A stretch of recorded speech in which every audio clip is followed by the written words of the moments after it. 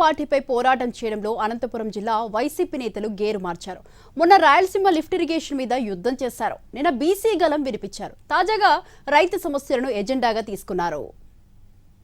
ఉమ్మడి అనంతపురం జిల్లాలో గత ఎన్నికల్లో ఫ్యాన్ గాలి బాగా వీచింది.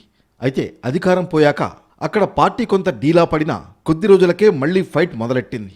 మొదట్లో కొంత స్తబ్దుగా ఉన్నప్పటికీ అధిష్టానం సూచనలతో నేతలు గేరు మార్చారు. మొన్నటి వరకు ప్రెస్ మీట్లు, కౌంటర్ కామెంట్లతో సరిపెట్టిన లీడర్లు ఒక అడుగు ముందుకేశారు. అధికార పార్టీకి గ్యాప్ ఇవ్వకుండా వరుస కార్యక్రమాలు నిర్వహించారు. ఇందులో ప్రధానంగా రాయలసీమ లిఫ్ట్ ఇరిగేషన్ ప్రాజెక్ట్, కూటమి ప్రభుత్వ నిర్వాకమే ఇందుకు కారణమంటూ జనంలోకి వెళ్లారు.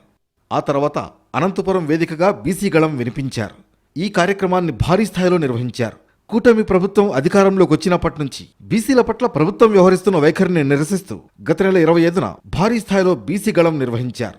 అనంతపురం, సత్యసాయి, నంద్యాల, కర్నూలు, కడప జిల్లాల నేతలు పాల్గొనాలని పిలుపునిస్తూ ఈ కార్యక్రమాన్ని చేపట్టారు. సభ సక్సెస్ అయింది. దాంతో వైసీపీలో కొత్త ఉత్సాహం ఉరకలెత్తింది. తర్వాత రైతులను ఎజెండాగా తీసుకున్నారు. జిల్లాలో తీవ్ర వర్షాభావ పరిస్థితులు, ఎండల కారణంగా ఉద్యాన పంటలు ఎండిపోతున్నాయి. ఇందులో బత్తాయి పంటకు తీవ్ర నష్టం వాటిల్లుతోంది. పంటలను కాపాడుకునేందుకు రైతులు ట్యాంకర్ల ద్వారా నీటిని తెచ్చుకుంటున్నారు.